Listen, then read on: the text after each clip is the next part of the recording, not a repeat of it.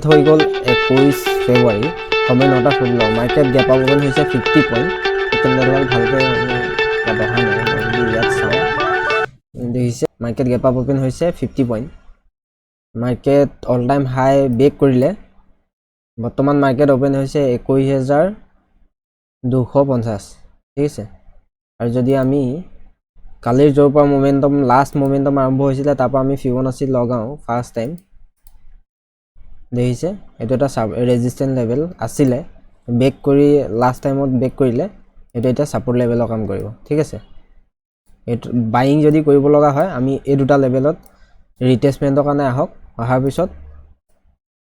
ইয়াত যদি buying pattern পাওঁ আমি বাই কৰিবলৈ চাম ঠিক আছে আৰু যদি এটো ব্ৰেক কৰে এটো ব্ৰেক কৰিলে আমি ডাইৰেক্ট সেল কৰিব নোৱাৰো ওয়েট কৰিব লাগিব ওয়েট কৰাৰ পিছত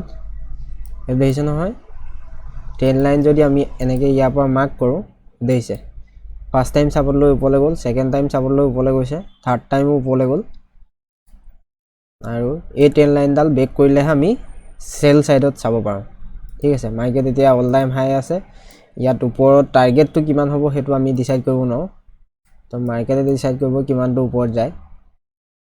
ক্যান্ডেল চাই আমি সাপোৰ্ট ৰেজিস্ট্যান্স বাছি এক্সিট কৰিব লাগিব ঠিক আছে ইমান কেদিন ভিডিও বনাব পৰা নাই আজিৰ পৰা ৰেগুলাৰ ভিডিও আহি যাব আপোনালোকৰ বাবে কিবা এটা প্ৰবলেমৰ কাৰণে মই ভিডিও বনাব পৰা নাছিলো আজিৰ পৰা এক্সিট ৰেগুলাৰ ভিডিও বনাম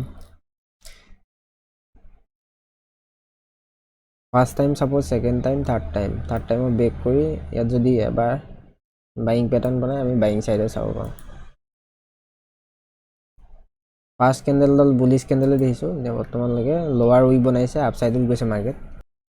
একদিন ধুনিয়া মোমেন্টাম দি আছে আৰু ভলাটিলিটি বেছি আমি যদি ইন্ডিয়া ভিক্স চাওঁ 15 ওপৰত আছে হেতু কাৰণে ভলাটিলিটি বেছি কোয়ান্টিটি কম কৰি আমি ট্ৰেডিং কৰিব লাগিব একদিন কাৰণ কেলে ৰিস্কটো বেছি হ'ব কোনে জানে ৰেগুলাৰ যোনটো সেটআপতে কাম কৰক আপুনি কোনদিনা লছ দিব কোনে জানে হেতু কাৰণে যোনদিনা লছ হয় আমাৰ কম লছ হওক ভলাটিলিটি ইনে বেছি হেতু কাৰণে কম কোয়ান্টিটি ট্ৰেড কৰিব লাগে যেতিয়া ভলাটিলিটি বেছি থাকে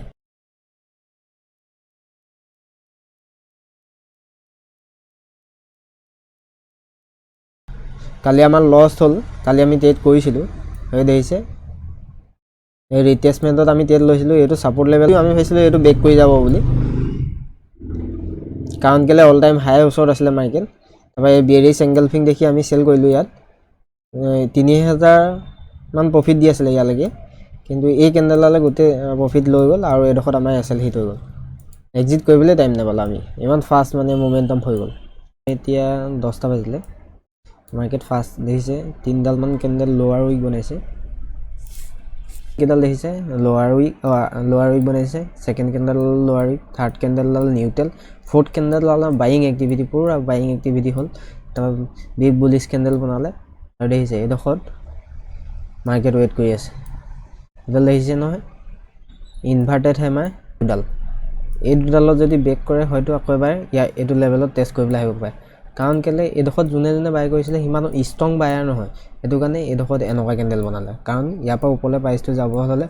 আৰু বায়াৰ লাগিব মানে সেলাৰ বেছি হৈছে মানে হেতু কাৰণে ইয়াত এডখত এনেকুৱা ধৰণৰ ক্যান্ডেল বনাইছে যদি এডখত ব্ৰেক কৰি যায় তেতিয়া বায়াৰ আৰু এক্টিভ হৈ যাব এডখত যদি এডখৰ পৰা এই ক্যান্ডেলডালৰ লো ব্ৰেক কৰিলে হয়তো আৰু এবাৰ ৰিটেষ্ট কৰিবৰ কাৰণে আহিব পাৰে কাৰণ এডখত বাইং কম হৈছে হেতু কাৰণে ইয়াত যদি আৰু কোনোবাই বাই কৰে ষ্ট্ৰং বায়াৰ হৈ যাব আৰু মাৰ্কেট আকৌ ওপৰ লৈ যাব যদি এই ক্যান্ডেলডালৰ ওপৰত ব্ৰেক কৰে কিন্তু ইয়াত আকৌ বায়াৰ এক্টিভ হৈ যাব আৰু ওপৰলৈ লৈ যাব মাৰ্কেট এডখত এতিয়া কনফিউজ হৈ আছে ওপৰলৈ যাব না তললৈ যাব ক্যান্ডেলৰ বিহেভিয়াৰ কেনেকুৱা ধৰণৰ কি কাম কৰি আছে নিজে বুজিবলৈ চেষ্টা কৰিব লাগে এনেকৈ চাই লৈ এতিয়াহে আমি বুজি পাম যে কি কৰি আছে কৰিব বিচাৰিছে কি লুটা 26 আমি বাইং সাইডত পজিশন বনালো ফাৰ্স্ট টাইম আৰু বহুত টাইম ওয়েট কৰিবলগীয়া হল আজি এই দেখিছে 38% ৰিটেষ্টমেন্ট কালি যৰ পৰা মোমেন্টাম আৰম্ভ হৈছিল লাষ্ট তাৰ পৰা আমি এডখত ফিবনাচি লগাইছো ইয়াত হাই লগাইছো আৰু এটো ৰিটেষ্টমেন্ট আৰু এডাল বুলিশ এংগলফিং আমি এটো লেভেলত বাই কৰিছো আমি এটো লেভেলত নহয় এটো লেভেল মানত এক্সিট কৰিলো কাৰণ কেলে ইমান স্লো মোমেন্টাম আৰু বাইং সাইডত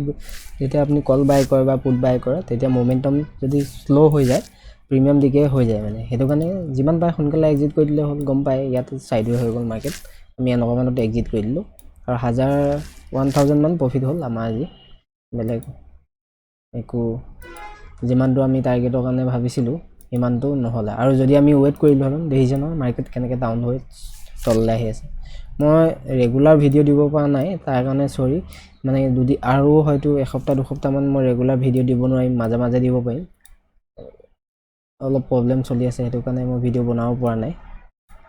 যিমান পাৰোঁ চেষ্টা কৰিম মই ভিডিঅ' বনাবলৈ এতিয়া মাৰ্কেট আমাৰ ডাউন ছাইডত গ'ল যদিও আমি এতিয়া কোনো ধৰণৰ ছেটআপ দেখা নাই ডাইৰেক্ট ফল কৰিলে মাৰ্কেট দেখিছে ন এইটো এটা 10 লাইন আছিলে মাৰ্ক ডাল 10 লাইন আৰু এইটো ব্ৰেক কৰিছে আৰু বিয়েৰিছ এংগল ফিন ডাউন ছাইড